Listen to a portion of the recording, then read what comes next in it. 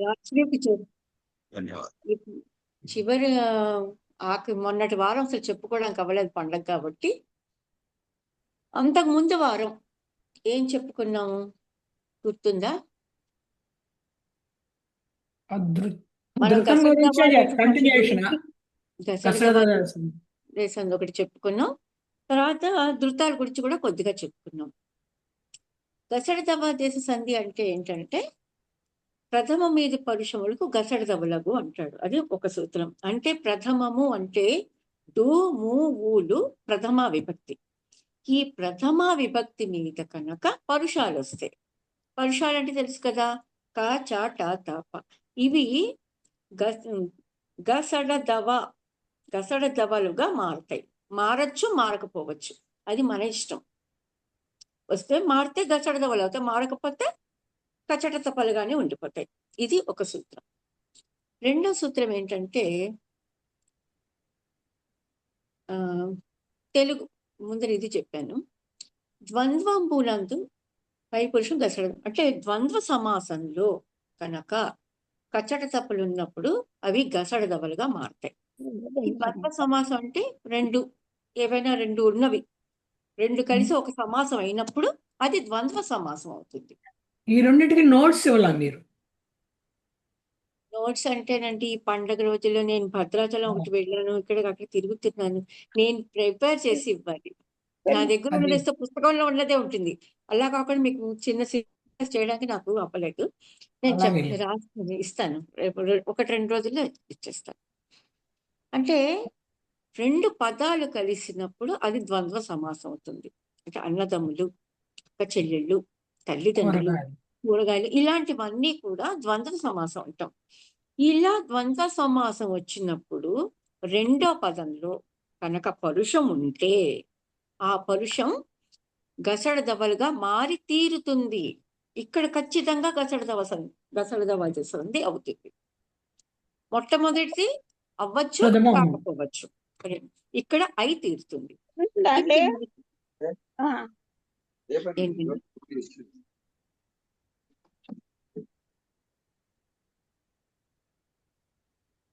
ఇట్లా అన్నారు, అర్థం కాలే. రెండు పదాలున్న సమాసం ఏదైనా ఉన్నప్పుడు రెండవ పదం కనుక పరుషం అయితే ఆ పరుషం గసడదవలుగా మారుతుంది. ఇది కూరగాయలు ఉంటుంది, మనం కూరగాయలు అన్నాం, కూరగాయలు అంటాం. ఇది ఖచ్చితంగా ఇక్కడ కా కాస్త గాగా మారుతుంది. అలా అన్నమాట. కా గాగా మారుతుంది, చా సాగా మారుతుంది, కా గాగా చా సాగా, టా డాగా మారుతుంది, టా డాగా మారుతుంది, కచ్చట తప, పా వాగా మారుతుంది, కచ్చట గసడదవ అవుతుంది. గసడదవ అంటే గసడదవ దేశ సంధిలో జా రాదు, బా రాదు. మనకి ఇది బండ గుర్తు అన్నమాట. గసడదవ దేశ సంధి ఇక్కడి దాకా అర్థమైంది కదా. ఇక మూడోదేంటి, సంస్కృత పదం వచ్చింది అనుకోండి, ఆ సంస్కృత తెలుగు పదం మీద కనుక సంస్కృత పదం కనుక పరమైతే ఆ సంస్కృత పదం కనుక పరుషం అయినా కూడా అలాగే ఉండిపోతుంది, కానీ గసడదవ దేశ సంధి రాదు. అంటే ఒకటి వస్తుంది రాదు, ఒకటి నిత్యంగా వస్తుంది, ఒకటి నిత్యంగా రాదు. ఇది మనం 3 సూత్రాలు అప్పుడు చెప్పుకున్నాం.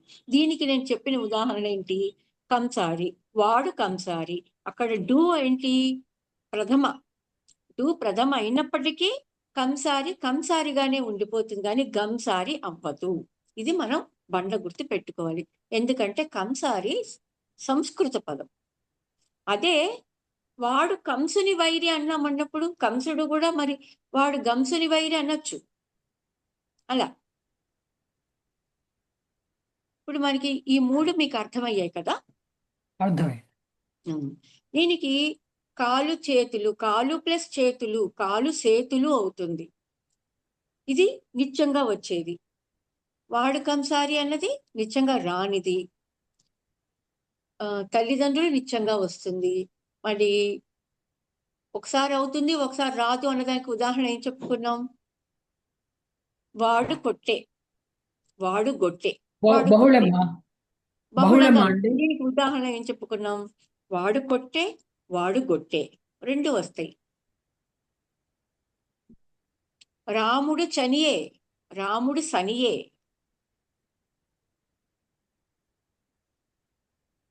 నీవు టక్కరివి, నీవు డక్కరివి, నీవు టక్కరివి.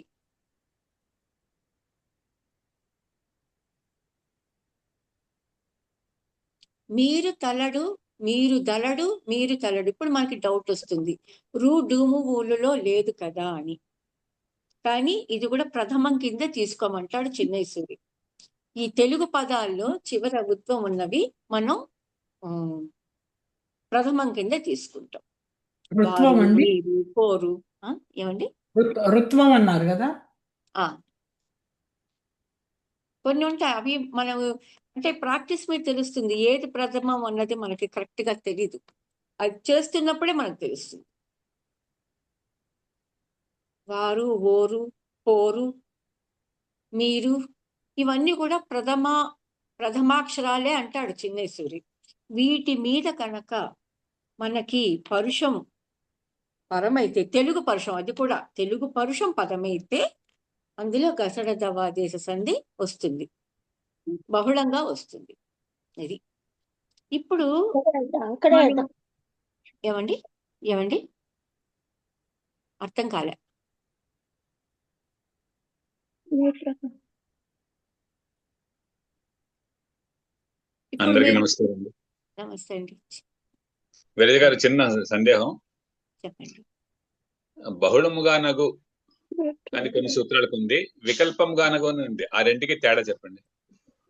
జనరల్ గా బహుళం అంటే 3 కంటే ఎక్కువ, కానీ ఇక్కడ బహుళం అంటే వికల్పం అనే. 2 కంటే ఎక్కువ అంటే బహుళమే. ఇప్పుడు మనకి 2 రూపాల్లో వస్తుంది కాబట్టి బహుళం అనొచ్చు, వికల్పం అని కూడా అనొచ్చు. అంటే సంధి రాని రూపం, సంధి వచ్చే రూపాన్ని వికల్పం అంటాం. మరి ఇక్కడ ఇది సంధితో సమానం కాదు. ఇది వాడు చనియే అన్నది వాడు సనియే, వాడు చనియే అని రెండుగా అంటున్నా కూడా ఇక్కడ బహుళం అన్నాడు, వికల్పం అనకుండా. అదే మనం సంధి చేసేసాం అనుకోండి, అంటే ఇప్పుడు మనకి అతడు, రాముడు అతడు, రాముడు అతడు, ఇక్కడ సంధి జరిగిపోతుంది. ఇలా సంధి జరిగేటప్పుడు మనం వికల్పం వాడతాం. అది తేడా. మనకి ఇకార సంధిలో, ఇత్వ సంధిలో వికల్పం చెప్తూ ఉంటాం, వికల్పంగా వస్తుంది. అంటే సంధి జరిగిన రూపం ఉంటుంది, సంధి జరగని రూపం ఉంటుంది. ఇది మనకి ఇది నిజం చెప్పంటే రెండు కలిసిపోవట్లేదు కదా. కూరగాయలు ఉందనుకోండి, కూర సపరేట్ గా ఉంది, కాయలు సపరేట్ గా ఉంది. ఇక్కడ సంధి జరగటం లేదు, కానీ మనం దీన్ని సంధిగానే తీసుకుంటున్నాం. కాబట్టి ఇక్కడ మనం అక్కడ బహుళం అని అంటాడు, అక్కడ సంధి జరగడం లేదు, కానీ దీని సంధిగానే మనం పరిగణిస్తాం అనమాట. అది తేడా. అంటే మామూలుగా సంధి అంటే ఏమవుతుందంటే 2 అక్షరాలు కలిపి వేరే రూపం రావాలి. కానీ ఇక్కడ చూడండి, కూరగానే ఉండిపోయింది, ఒకటి మారింది, మారుతోంది, మారిన రూపం. కాయలు అలాగే ఉంది, కాబట్టి ఇది సంధి కాదు నిజానికి, రూపం మారుతోంది, సంధిగానే పరిగణిస్తాం. అది రూపం మారుతోంది, సంధి రూపం, అదే మారిన రూపం. అంటే మనం ఇది వికల్పం చెప్పలేం, బహుళం అనే చెప్తాం ఇక్కడ. అది మామూలుగా మన సంధి అంటే ఏంటి? రామాలయం ఉందనుకోండి, కలిసిపోతాయి కదా, అలా కలవటం లేదు కదా, అది నేను అన్నది. సంధి అంటే రెండు కలిసిపోవాలి, మిక్స్ అయిపోవాలి. కానీ ఇక్కడ అలా అవ్వదు కదా, కొన్ని సంధులు అలా అవ్వదు. కానీ వీటిని కూడా మన సంధులుగానే పరిగణిస్తాం, ఇంకో వేరే పేరు లేదు మరి. ఇంకేంటి? టక్కుటెక్కులు. టక్కుటెక్కులు అన్నది ఏంటి? ద్వంద్వ సమాసం. టక్కు ప్లస్ టెక్కు, ఇది కాస్త టక్కు డెక్కులు అవుతుంది, టక్కు డెక్కులు అవుతుంది. టక్కు టెక్కులు, టక్కు డెక్కులు. అంటే ఇది నేను ర్యాండమ్ గా చెప్పేస్తున్నాను, మీరు గుర్తుపడతారని. ఇది ద్వంద్వంలో మనం తీసుకునే సూత్రం. ఇప్పుడు నేను తేలికగా చెప్పేయాలనుకున్నాను కాబట్టి కొన్ని మనం చెప్పుకున్నా కూడా అవే తప్పులు చేస్తున్నాం, వాటి మీద ఒకసారి చెప్దాం అనుకుంటున్నాను. నిన్ను, నున్ను, లన్ను, ఇవన్నీ మనం చెప్పుకున్నాం. నిన్ను అక్కడ పొల్లు కనిపిస్తున్నా కూడా మనం ఇక్కడ ఏం చేస్తున్నామంటే పరుషాన్ని సరళంగా మార్చటం లేదు మన మన పద్యాలలో. మీరు అది గమనించుకోవాలి. నిన్నన్నది తర్వాత నిన్నులో నువ్వు కనిపిస్తావు కదా, నువ్వు వచ్చినప్పుడు పరుషం సరళంగా ఖచ్చితంగా మారి తీరుతుంది. అది మనం పాటించటం లేదు, అది పాటించాలి మీరు.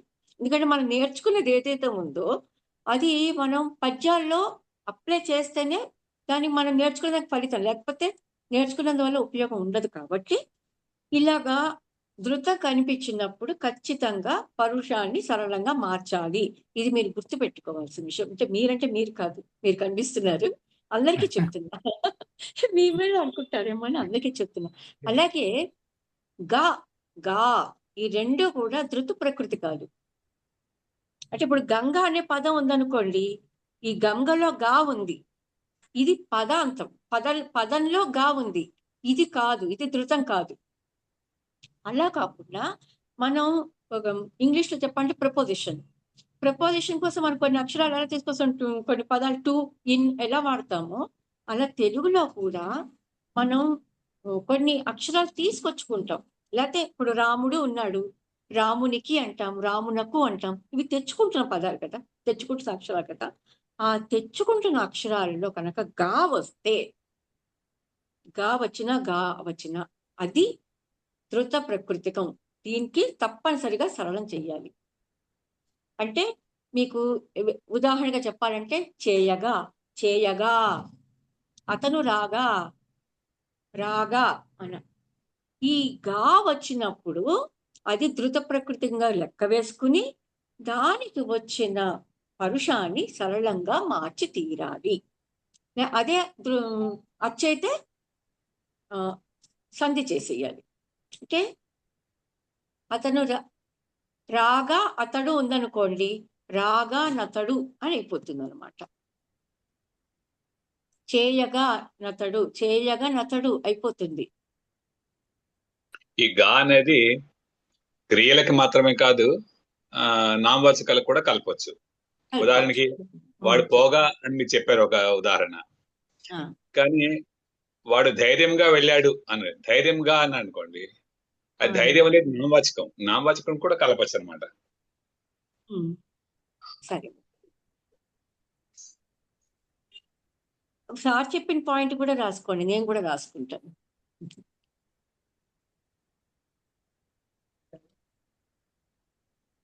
సార్ ఎవరో పిలుస్తున్నారు చూడండి. గా వచ్చినప్పుడు అది ధృత ప్రకృతం, ధృత ప్రకృతికం రాసుకోండి. ఒక నిమిషం.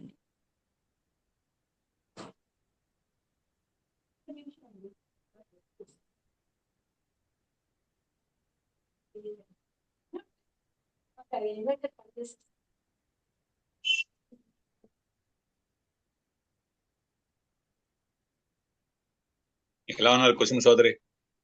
నమస్కారం అండి, బాగున్నాను. మీరు ఎలా ఉన్నారు? మేమంతా క్షేమం అండి. రాసుకున్నారు అనుకుంటున్నాను.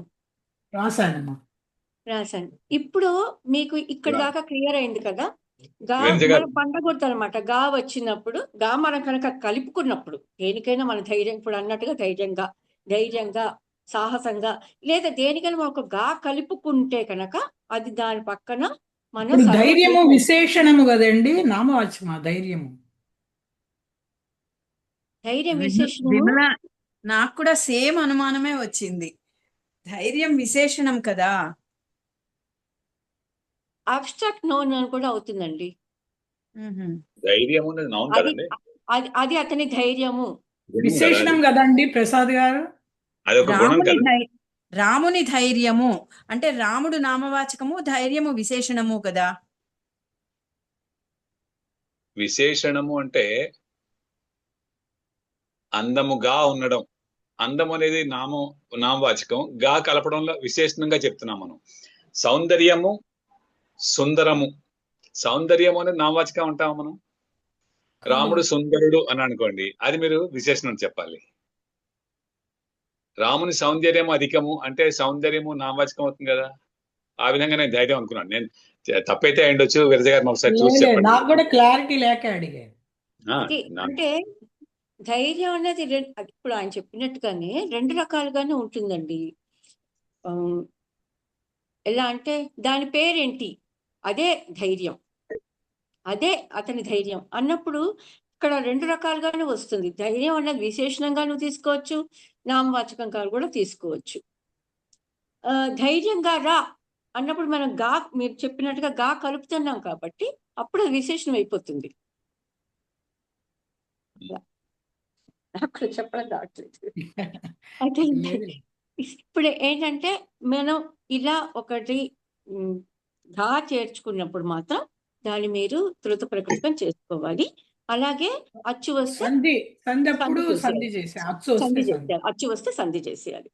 ఇప్పుడు నేను మొన్న కొన్ని అడిగాను. అవి మీరు ఎవరెవరు రాశారు? నాకు 4 వచ్చాయి. 4 కరెక్ట్ గా 4 రాశారు. సరే, నేను వాటి ఆన్సర్స్ ఇచ్చేస్తాను. నా పరిచయం పంపరా అని అడుగుతున్నాను, మర్చిపోయాను. ఒక్క నిమిషం అండి.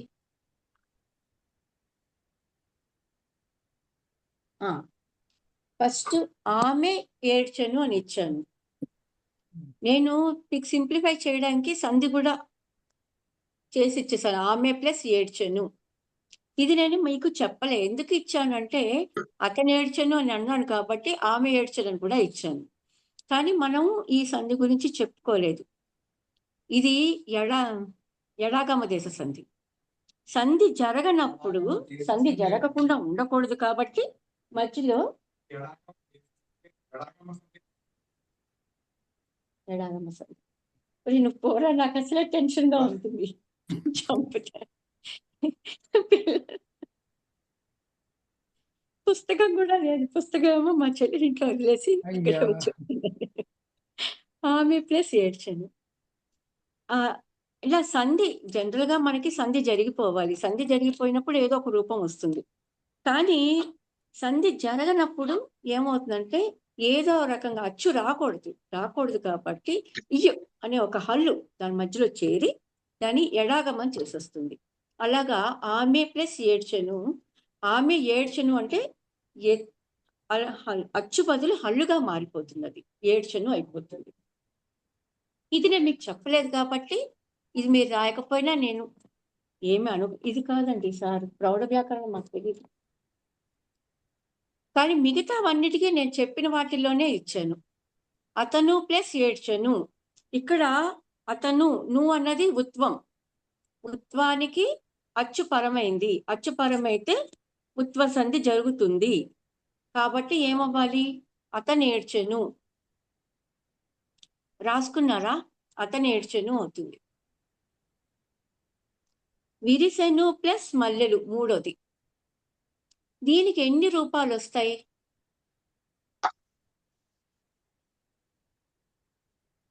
విరిసెం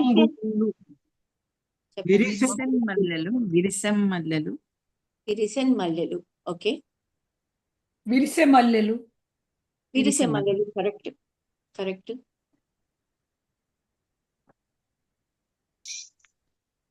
విరిసెను మల్లెలు అదే సేమ్ రూట్. 3 వస్తాయి. విరిసెన్ మల్లెలు, విరిసెను మల్లెలు, విరిసె మల్లెలు 3 రకాలుగా వస్తాయి. ఎందుకని? ఈ మకారం ఏంటి? ధృతం. ధృతం.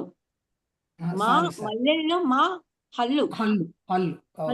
అది స్థిరం అన్నమాట. మల్లెలు అన్న మా స్థిరం.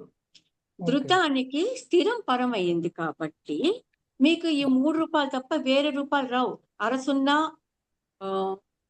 పూర్ణ బిందువులు రావు. 0 అరసున్నాలు రావు. ఎప్పుడైనా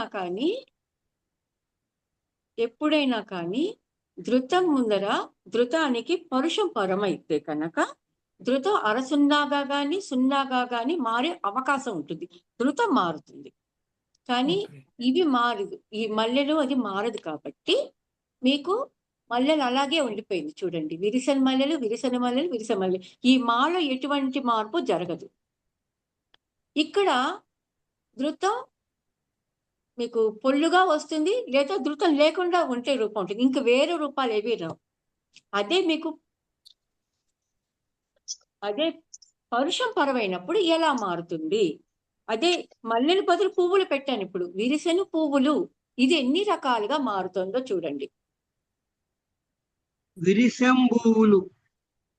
విరిసె విరిసె పువ్వులు, విరిసెం పువ్వులు, విరిసెన పువ్వులు. విరిసెను పువ్వులు. విరిసెన పువ్వులు ఎట్లా అవుతుందండి? కరెక్టేనా? విరిసెన పువ్వులు అవుతుందా? విరిసెన్ పువ్వులు. ఓకే.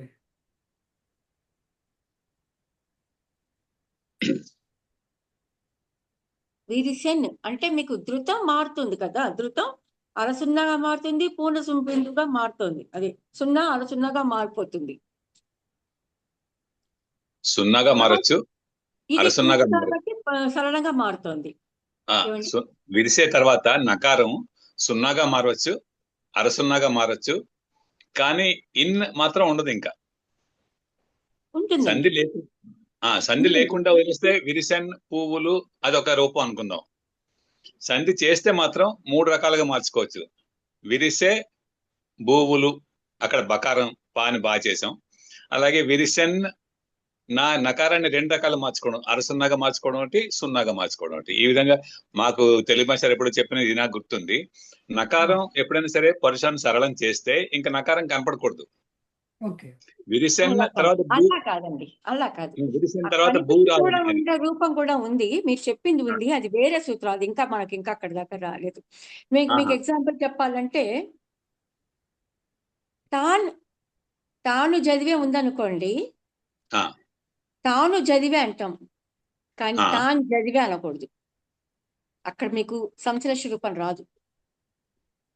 అది ఆ రూల్ ఇంకా మనం అక్కడ దాకా రాలేదు.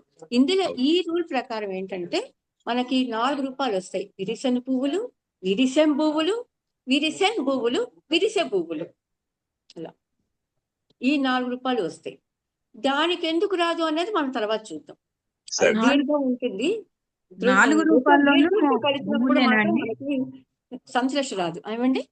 4 రూపాల్లోనూ బుకారమేనా? అదే బకారంతో. ఎందుకంటే ధృతం ఉంది అక్కడ, ఖచ్చితంగా భూగా మారిపోవాల్సిందే. ఎప్పుడైనా సరే ధృతం ఉందంటే సరళంగా మారిపోవాల్సిందే. పరుషం సరళంగా మారిపోవాలి. ఇది రూల్. సరళ ఆదేశ సంధి, ఆదేశం కాబట్టి తప్పకుండా రావాలి, వస్తుంది. అదే అది చెప్పాను. సరళంకి ఆదేశ సరళంకి తేడా చెప్పాను. ఎప్పుడైతే సరళం అంటే పరుషం సరళంగా మారుతుందో ఆ మారిన సరళాన్నే మనం ఆదేశ సరళం అంటాం. ఇది ఆదేశ సరళం అవుతుంది. అంటే మామూలుగా 2 ఉంటాయండి. ఒకటి సహజంగా సరళం, గజడదబలు అన్ని సరళాలే, 5. కానీ ఎప్పుడైతే గాగా మారిందో ఆ గా మాత్రమే ఆదేశ సరళం అవుతుంది. ఇప్పుడు చాలా సింపుల్ ఇచ్చాను. రాముడు ప్లస్ ఎవరు, ఉత్వసంధి రాముడు ఎవరు అయిపోతుంది. కృష్ణుడు ప్లస్ అడిగాను, కృష్ణుడు అడిగాను. ఇవి కూడా సింపుల్ గా ఇచ్చేసాను. ఇప్పుడు మళ్ళీ మనకు ధృతంతో ఏడుపు. వచ్చెను ప్లస్ జాబిలి. ఇక్కడ జా ఏంటి?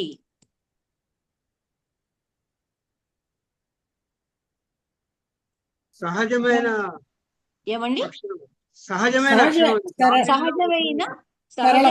సరళం కాబట్టి దీనికి సరళంలో ఎటువంటి మార్పులు రావు. మీకు మార్పు వచ్చేది ఎక్కడ ఉంటుంది? ధృతంలో. అది కూడా లిమిట్ అయిపోతుంది, లిమిటెడ్ అనమాట. వచ్చెను జాబిల్లి. ఇక్కడ మీకు 3 రకాలుగా వస్తుంది. ఏంటి చెప్పండి. వచ్చే జాబిలి. ఇక్కడ కూడా అదే. ఏమండి? వచ్చే జాబిలి, వచ్చే జాబిల్లి, వచ్చెను జాబిలి. Very good. వచ్చెన్ జాబిలి, బిందు బిందు వచ్చెన్ జాబిలి అవుతుంది. కానీ అరసున్నా సున్నాలుగా మారదు. అదన్నమాట తేడా, అంతే.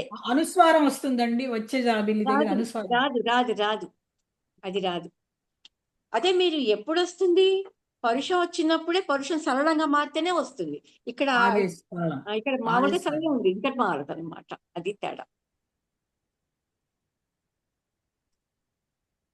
ఇది కూడా ఇప్పుడు జాబిల్లి బదులు చందమామ ఇచ్చాను. సో మీకు ఎన్ని రూపాయలుగా మారుతుందో ఇప్పుడు మీరు చక్కగా మార్చుకోవచ్చు. మీకు ఇది పద్యాలు మీకు చాలా ఉపయోగపడుతుంది. మీకు ఏది కావాలంటే ఆ రూపం తీసుకోవచ్చు. వచ్చని చందమామ అండి. వచ్చెను చందమామ. వచ్చే చందమామ, వచ్చేను చందమామ, ఇంకా వచ్చెం 0 వచ్చే బిందు. చందమామ. వచ్చెను చందమామ, వచ్చెను చందమామ. మొత్తం బిందు 5 కూడా వస్తుంది రూపాయలు. కదండి. బిందు కూడా 1, వస్తుంది 2, 3, 4 రూపాయలు. 4 రూపాయలు వస్తాయి. ఏమండి బిందువు కూడా వస్తుందిగా. వస్తుంది. వచ్చెను చందమామ అవుతుంది. వచ్చే చందమామ, వచ్చే చందమామ.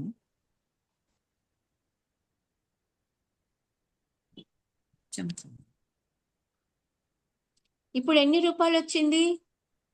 4 రూపాయలు వచ్చింది. అంటే ఒక రూపం ఎక్కువ వచ్చింది. ఇంకొకటి కూడా ఉంది. వచ్చే అరసున్న చందమామ 5 రూపాయలు. అదే చూస్తాను 4 ఇంటూ 5 ఉండాలి కదా అని ఇక్కడ నేను రాయలేదు. వచ్చే చందమామ 5 రూపాయలు. అయిపోయిందా? ఈ అనుస్వారం ఎందుకు వచ్చిందో చెప్పండి. దానికి అనుస్వారం అంటే నువ్వు మీకు సున్నాగా మారుతుంది. అదే రూల్. దానికి వేరే రూల్ అంటూ ఏం లేదు. మనం ఇన్ని నువ్వుగా ఉండొచ్చు, అరసున్నాగా ఉండొచ్చు, సున్నాగా ఓకే. ఉండవచ్చు, లేదా పొల్లుగా మారచ్చు, లేకపోతే అసలు లేకుండా ఉండొచ్చు. వచ్చే చందమామలో మీకు నువ్వు ఎక్కడుంది? వచ్చే చందమామ అలాగే పెట్టేస్తాం కదా. అంటే ధృతం లేని రూపం, ధృతం ఉంది ఇక్కడ, మనం ఊహించుకోవడం తప్ప అక్కడ కనిపించదు అన్నమాట. ఉంటుంది అక్కడ సైలెంట్ గా కనిపిస్తుంది. అంటే సైకాలజీలో పీ కనిపించినట్టుగా దీంట్లో కూడా ఉన్నా కనిపించదు అనమాట. అది ఇక్కడ తేడా. అర్థమైందా? మళ్ళీ చెప్పను. ధృతం మీకు సున్నాగా, అరసున్నాగా, సంశ్లేషగా ఇలా మారుతుంది. అది మార్చుకునే హక్కు మనకుంది అక్కడ. అది ఎప్పుడు పరుషం వచ్చినప్పుడు మాత్రమే, ధృతానికి పరుషం వచ్చినప్పుడు మాత్రం ఇలా మనం దీన్ని ఎలా కావాలంటే మనం మార్చుకోవచ్చు ఈ వీటిల్లో. అదే నేను చెప్తానండి. మనకు ఒక ఏంటి కౌను అనే పదం ఉందనుకోండి. కౌను అంటే నడుము కదా. కౌను అంటే దీనికి ఇది ధృతం అని అనుకుంటామా? మనం ధృతమే అనుకుంటామేమో. నువ్వు ఉందిగా. అంటే కానీ కాదు. ఎందుకంటే కౌ అన్న దానికి అర్థం లేదు కదా. సహజంగా ఉంది. ఎప్పుడైతే మీకు ధృతం లేకపోయినా సహజ ధృతం అంటారు దాన్ని. సహజ ధృతం. సహజ ధృతం కాదు. సహజ ధృతమైన పదాలు రెండే ఉన్నాయి. నేను, తాను, కన్ను. కన్ను కన్ను కూడా ధృతంగా చేర్చుకున్నాం. ఈ 3.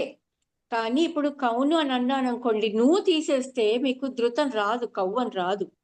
కవుకి పదం లేదు. కానీ అందుకని అది ధృతం కాదనమాట. అలాగే నేను, తాను ఉందనుకోండి, నువ్వు తీసేసినా కానీ మీకు అర్థం మారదు. నే అంటే నేను, తా అంటే తాను అని అర్థం వస్తుంది. కాబట్టి ఈ 2 కూడా ధృతాలే. కానీ కన్నుకి నువ్వు తీసేసి కా చూడండి, అర్థం ఉందా? అర్థం ఉండదు. అయినప్పటికీ ఒక్కదానికి మాత్రం, కన్నుని ఒక్కదాన్ని మాత్రం మనం ధృతం అని చెప్పి అన్నారు. అలాగే చేను కూడా అంతే కదండి. చేను, చేలు. చే ఒకటే ఉందా పదం? లేదు. చే అంటే అర్థమే ఉంది? లేదు. చేతన్ చేన్. చే అంటే చేత అని అర్థం ఉంది కాబట్టి చే మీకు ధృతం కాదు. అంటే పేను కూడా అలాగే. మరి చేను ఏమండి? పేను కూడా అంతేగా. చేను, పేను ఇవన్నీ మీకు పదగతాల్లో ఉన్నాయి. పదగతంలో ఉండేది ధృతం కాదు. అది పదగతంలో ఏదొచ్చినా అది కాదు. పదగతంగా కాకుండా మనకు అది ప్రత్యయంగా చేరినప్పుడు మాత్రమే ధృత ప్రకృతిగా అవుతుంది. మేను ఏం అవుతుందంటారు? మేను అంతే. మరి మేకి ఏమైనా అర్థం ఉందా అండి? లేదు కదా. మై అంటే శరీరం, మేకి లేదు. మీకు అది ధృత అక్షరం లేనప్పుడు కూడా అర్థం మారకూడదండి. మారకపోతేనే అది ధృతం అవుతుంది, లేకపోతే కాదు. మేక్ పదం అర్థం ఉందా లేదా నాకు డౌట్. అది కాదు, నేను కాదు. నేను ధృతం కాదు, ధృత ప్రకృతికం కాదు. ఒక్క ధృత ప్రకృతికం కాకపోయినా ఆ పదంగా తీసుకున్న ఒక కన్ను ఒకటే. కన్నులో నువ్వు తీసేసి చూడండి, కాకి అర్థం లేదు, కన్ను అని అర్థం రాదు. అయినప్పటికీ అది ఒక్కదానికి ఎగ్జంప్షన్ ఇచ్చారు మన వాళ్ళు. ఓకే, అది ధృతమే అయితే. నేను తానులో అవి రెండు కూడా ధృత ప్రకృతి కాలే. ఎందుకంటే నువ్వు తీసేసినా కూడా మీకు అర్థం మారదు కాబట్టి. ధృతం లేకపోయినా అర్థం మారకపోతే అది ధృత ప్రకృతికం అండి. ఓకే అది ఓకే మన కొండ గుర్తు.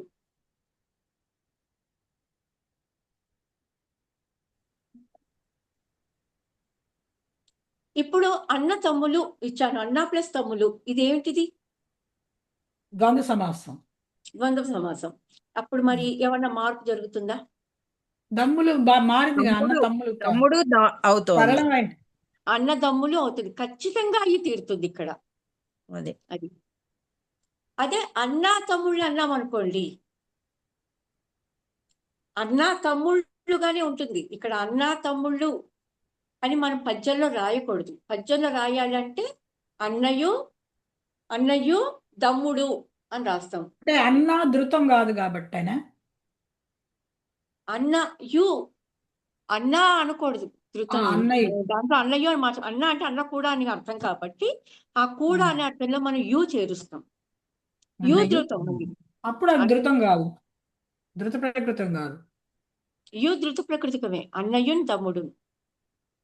అయినా అన్నయ్యు అక్కడ ఎందుకు మరి ధృత ప్రకృతమైన ఎందుకు మారలేదు? అది అయ్యో. Special case. తమ్ముడు స్పెషల్ అవుతుంది. కేసు. అన్నయ్య తమ్ముడు అవుతుందండి. అది కాదు మీకు ఆవిడ అన్నా అడిగింది. తమ్ముడు అంటాం. ఆవిడ అడిగింది అన్న ప్లస్ తమ్ముడు ఎలా కలిపారు చెప్పండి అని. అన్న ప్లస్ తమ్ముడు ఇది మీకు అర్థమైంది కదా. అన్నదమ్ములు అది ద్వంద్వ సమాసం అయిపోయింది. అలా కాకుండా అన్నా తమ్ముళ్ళు అనేటప్పుడు మనం వచనంలో అన్నా తమ్ముళ్ళు అనే రాస్తాం. ఎందుకని అంటే వచనంలో మీకు ఈ ధృతాలు ఎడాగమాలు ఉండవు. వచనంలో రాయాలి. పద్యంలో అన్నయ్య అంటాం, పద్యంలో అన్నయ్య అనేస్తాం. పద్యంలో అన్నయ్య అంటాం కాబట్టి యు ధృత ప్రకృతికం కాబట్టి దమ్ముడు వస్తుంది. పద్యంలో అన్నయ్య దమ్ముడు అంటారు అని చెప్పాను నేను. రెండు కలిపితే కూడా గసడ వాదేస్తుంది వాళ్ళు అయిపోతుంది. అన్నదమ్ములు అన్నదమ్ములు అన్న ప్రథమ తీసుకోండి. ప్రథమ తీసుకుంటే తమ్ములలో తా దా అయిపోతుంది కదా. అది అది అది అర్థమైంది. అన్నదమ్ములు గసడదబా దేశ సంధి అక్కడ ఖచ్చితంగా గసడదబా దేశ సంధి వస్తుంది. అన్నదమ్ములు అవుతుంది. ఎప్పుడైతే మనం అన్నయ్యు అని మార్చామో అప్పుడు కూడా దమ్ముడు వస్తుంది. అన్నయ్యు దమ్ముళ్ళు. ఇవి నేను తర్వాత వ్యాకరణం క్లాసులో పెట్టేస్తాను ఇవి రాసినవి. ఇప్పుడు అక్క చెల్లెళ్ళు ఉంది. సేమ్ అక్క ప్లస్ చెల్లెళ్ళు అక్క చెల్లెళ్ళు అవుతుంది. అదే అక్క చెల్లెళ్ళు అంటే మనం వచనం రాయాలి అంటే అక్క చెల్లెళ్ళు అనే ఉంచుతాము. అదే పద్యంలో రాయాలంటే అక్కయ్యు జల్లెళ్ళు అవుతుంది.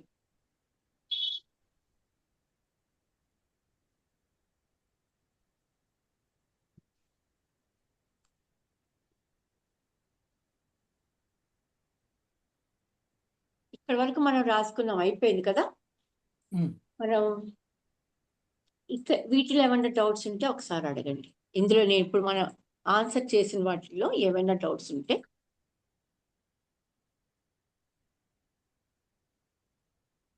ఏమైనా ఉన్నాయా డౌట్స్ ఎవరికైనా?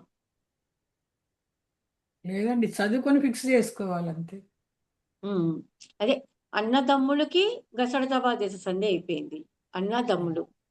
అన్నా తమ్ముళ్ళు అయితే పద్యంలో వస్తే అన్నా తమ్ముళ్ళు అని రాయకూడదు, అన్నయ్యు తమ్ముళ్ళు అని రాయాలి. తర్వాత అక్క చెల్లెళ్ళు అయితే అక్కయ్యు చెల్లెళ్ళు అవుతుంది. అది అంతే, అక్కయ్యు చెల్లెళ్ళు. ఇంకేమన్నా మరి పోటీకి మారుకుందాం లేకపోతే కంటిన్యూ చేసుకుందామంటే చేసుకుందాం. 5:45 క్లోజ్ చేద్దామా సోదరి? సరే అయితే సరే. ఇప్పుడు మరి ఏం చెప్పుకుందాం? ఇవాళ మనం రాసిన పద్యాల్లో ముంబైలో రాశాను.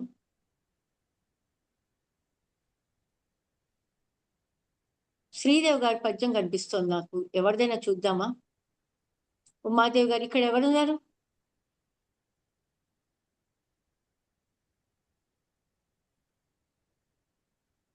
ఎవరి పద్యం చూద్దాం అంటారు? కంబపేట గోపాలకృష్ణ గారి పద్యం చూద్దామా? ఎవరితో ఒక పద్యం చూసుకుంటే ఏమన్నా అందులో డౌట్లు ఉంటే చూసుకోవచ్చు.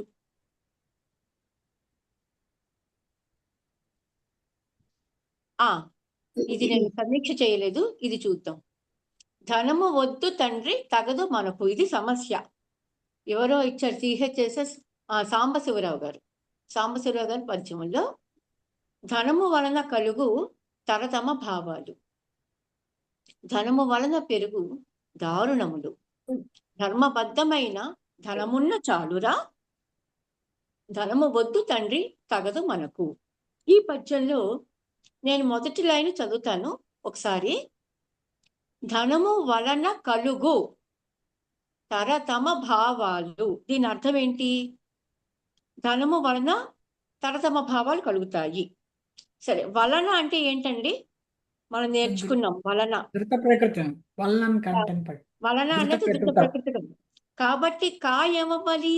గలుగు అవ్వాలి. ఇంతే సింపుల్ అన్నమాట. మీరు వేరే వాళ్ళ పద్యంలో చూడండి, మన పద్యం వదిలేసి వేరే వాళ్ళ పద్యం చూస్తే బాగా తప్పులు తెలుస్తాయి. నేను అదే పని చేస్తా.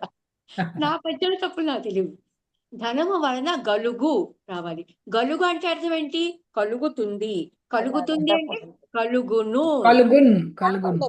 కలుగును అక్కడ కనిపిస్తోంది, ధృత ప్రకృతికం అయిపోయింది. అప్పుడు తర ఏమవ్వాలి? ధరతమ. ఈజీ అన్నమాట. ఇది స్తంభం మీద ఉందా? సాంబశివరావు గారి పద్యం చూస్తున్నా నేను. ధనము వలన గలుగు తమ భావాలు. ఫోను మరి ఋత్వం మీద కూడా మీరు వస్తుంది అన్నారు కదా, కనపడే చూడాలనే పెట్టమంటున్నారు. తరాలో రా ఋత్వం కదా, ఋత్వం మీద కూడా వస్తుంది అలా మీరు. ఉత్వం మీద ఉత్తుల ఖర్చు అవుతుంది. ఋత్వం మీద ఋత్వం రా ఎక్కడుంది? ఇక్కడ తరతమ వేదాలు, భావాలు, తరతమ భావాలు. ఓ రకారం రేఫం ఋత్వం కాదు. కానీ ఇక్కడ మనకి తరాలో అది కాదుగా, మనకి పరమైంది తా కదా. కలుగు తర, తా పరమైంది. కలుగును తర, తా కాస్త దాగా మారుతుంది. మీకు ఆ పద్యం నేను దీంట్లో పెడతాను, వ్యాకరణంలో పెడతాను. కనిపిస్తుందా? చూడడానికి వస్తుందా? స్క్రీన్ మీద వదిలేండి, చెప్పండి చాలు. ధనము వలన కలుగును ధరతమ భావాలు. ఇప్పుడు మళ్ళీ రెండో పాదం ఏంటి? ధనము వలన పెరుగు దారుణములు. ధనము వలన కాబట్టి పెరుగు కాస్త పెరుగు అవుతుంది. పెరుగు అంటే మీకు పద్యం ఆకారం కనిపిస్తూ ఉంటుంది అన్నమాట, అంతే కదా. ధనము వలన పెరుగు దారుణములు. ఇప్పుడు ఈ దా ఏంటి? పెరుగు దారుణములు. దారుణములు. దా ఏంటి? సహజమైన సరళం. సహజ సరళం ఏమీ లేదు మీకు అక్కడ. అలసున్నా గానీ ఏమీ పెట్టక్కర్లేదు. ఓకేనా? ధర్మబద్ధమైన ధనమున్న చాలురా, సరిపోయింది. ధనము వద్దు తండ్రి తగదు మనకి. ఇందులో ఇంకా మనకి ఏం లేదు. ఇవి మనం కరెక్ట్ చేసుకుంటే సరిపోతుంది. ధనమున్న జాలురా పెట్టుకోవాలా? ధనముంటే చాలు. అక్కడ ఉన్నను అంటే మరి పెట్టాలేమో మరి. ఉన్నను జాలురా జా అయిపోతుంది అది. అప్పుడు జా అయిపోతుంది. ధనమున్న జాలురా. ధర్మబద్ధమైన ధనముంటగా అనమాట. ధనమున్న సరే జాలురా అవుతుంది. ఇక్కడ కూడా మార్చాలి. ఇంకా అలాగే నాలుగో పదం వద్దు అనకూడదు, వలదు అనాలి. అది పద్యంలో వద్దు అని వాడండి. రాస్తున్నారు చాలా మంది, వద్దు అని రాస్తున్నారు. దత్తపదులు ఇచ్చేస్తున్నారు కదండి, వద్దు ముద్దు హద్దు అని. అందుకే ఇంకా వదిలేస్తున్నారు అమ్మ అందరూ అనిపించింది. పురహరుని గొల్చి పూజల ధరణి. ఇది ఆరావళి శ్రీదేవి గారి పద్యం. పురహరుని గొలిచి, పురహరుని ఇక్కడ నీ మనం చేర్చుకున్నాం అంటే నిన్ను కాబట్టి గొలిచి కాస్త గొలిచి అయింది. కరెక్ట్. గణం సరిపోయిందా? గణభంగాలు ఏం లేవు ఇందులో. మనం పురహరుని గొలిచి సరిపోయిందండి. పురహరు ఒక గణం, నీ గొలిచి ఒక గణం, పూజల. కాదండి, ఆటవలు చూస్తున్నారా? కందం అనుకుంటానండి. కందం అండి, కంద పంచం. ఇది కన్నలో చేశారా? ముందు ఆటోలు చెప్పారు అన్ని అడిగాను. కందంలో చేశారు, కందాన్ని సరిపోయింది. Okay okay.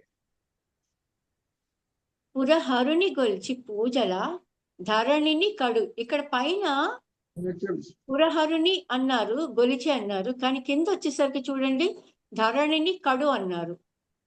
ధరణిలో గడు. ఉన్న భావాన్ని తీసుకొచ్చారు ఇక్కడ. గడు. ధరణిలోకి నీ పాడారు. మరి అక్కడ నిన్న అవుతుంది కదా, కాబట్టి ఏమవ్వాలి? గడు. గడు గడు. అవ్వాలి. భక్తి తోడ మనం నేర్చుకున్నాం, తోడంతో తోడతో నేర్చుకున్నాం కదా. అక్కడిక్కడ అప్లై చేసడమే. ఇక్కడ తోడ ఉంది, వెంటనే అక్కడ తా కాస్త ధరణిని కడు భక్తి తోడ తద్దయు నడుగా అనుకున్నారు. వినకూడదు. తద్దయు కాస్త తా ఏమవుతుంది? దా. దాగా మారుతోంది. ధరణిని కడు భక్తి తోడ దద్దయు నడుగా. ఈ పద్యం భావం ఎవరైనా చెప్పగలరా నాకు? గిరిజాపతి దరియున్న మరునమ్మును కోరి వచ్చే మానిని గనుమా. నేను ఈ పద్యం మళ్ళీ చదువుతాను, నాకు ఈ భావం ఎవరైనా చెప్తారా? పురహరుని గొలిచి పూజల ధరణిని కడు భక్తి తోడ తద్దయు నడుగన్ గిరిజాపతి దరియున్నన్ మరునమ్మును కోరి వచ్చే మానిని గనుమ. ఎవరికైనా అర్థమైతే చెప్పగలరా ఈ పద్యం? నాకైతే పార్వతీదేవి తపస్సు చేద్దాం అనుకుంది శివుడిని పెళ్లి చేసుకుందామని. అయినా సరే శివుడి దగ్గరున్నా సరే మళ్ళీ మరణించాలనే కోరిక పుట్టింది పార్వతీదేవికి. అలా అంటారా? నాకు అసలు అర్థం కాలేదు. ఏ సందర్భంలో అట్లా అనుకుంది? అది కవి కల్పన. తపస్సు చేసినప్పుడు అయి ఉంటుంది. మీరు చెప్పిన దాన్ని బట్టి తపస్సు చేసినప్పుడు శివుడి గురించి ఆయన వచ్చినా కూడా ఆయన గుర్తుపట్టక అయితే అనుకోవచ్చు. కానీ కోరి వచ్చే మానిని అన్నాడు కాబట్టి ఆవిడ ఎక్కడి నుంచి అక్కడికో వెళ్ళి తను అర్థం వస్తుంది. కొంచెం అస్పష్టంగా అనిపిస్తుంది కదండి భావం. కొంచెం విస్తృతంగా చెప్తే గానీ రాదు. ఎందుకు మరణించాలనుకున్న దానికి విస్తృతమైన కారణం లేదు అక్కడ. అదే పురహరిని కొలిచింది, మళ్ళీ ఆయన అక్కడే ఉన్నాడు అంటున్నారు. శివుడు పట్టించుకోకపోవటమో, శివుడు సమాధానం ఇవ్వకపోతేనో జరగాలి మరణం అనేది, అంతే కదా. అది పైగా ఏం అడిగారు అన్నది లేదు. తద్దయుని అడుగని అంటే ఏం అడిగారు అన్నది నాకు అస్సలు అర్థం కాలేదు. చాలాసేపు కట్టుకున్నాను. పైన ఇంకో పద్యం ఉండి ఉంటే దానికి అనుగుణమైన భావం. అనుగుణమైన పద్యం లేదు, అనుగుణంగా పద్యం లేదు, ఉంటే మనకు అర్థం అవుతుంది మీరన్నట్టుగా. అదే పురహరుడు మారువేషంలో వచ్చి బ్రాహ్మణ రూపంలో వచ్చి నన్ను పెళ్లి చేసుకో అంటాడు. అది కథ ఏంటుంది. అప్పుడు అక్కడ గొలిచి పూజలు తీసేసి పురహరుడు మారు వేషములు వచ్చిన రాగా అని పెట్టేస్తే సరిపోతుంది. సరేనండి, మనం ఇక్కడ అది కాదు కదా మనకి మెయిన్. మరణము ఏమన్నారు? మరణమును గోరి వచ్చే మానిని గనుమా అంటే ఆవిడ ఇక్కడికి వచ్చింది, మన దగ్గరికి వచ్చింది చూడు అని చెప్పడం. అన్వయం అన్నది కవి మాత్రమే చెప్పగలుగుతాడు. అన్వయం అన్నది కవి మాత్రమే చెప్పగలడు కదా. అదే అదే. తర్వాత పలుకే బంగారమా శ్రీ పొలువుగా నిన్నే వడిగా ఇందులో ఉంది. ఇది మీరే చెప్పండి, నేను చెప్పను ఇంకా. పలుకే బంగారమా శ్రీ పిలువగా ఇది కూడా కంద పద్యం అండి. పలుకే బంగారమా శ్రీ పిలువగా నిన్నే నిరతము బ్రోవగా వడిగా కలవరము పాపగను రా తలపుల సతతము నిలిపెడి తరుణిని గనగా తరుణిని గనగా. ఇప్పుడు పలుకే బంగారమా శ్రీ పిలువగా నిన్నే నిరతము తర్వాత బ్రోవగా వేశారు. ఇది కరెక్టా కాదా? నిరతము బ్రోవగా, నిరతము ప్రథమా విభక్తి కాబట్టి మారదు కదా, అంతేనండి. మారదు. కానీ బ్రోవా అన్న పదం లేదండి, ప్రోవా అనే ఉంది.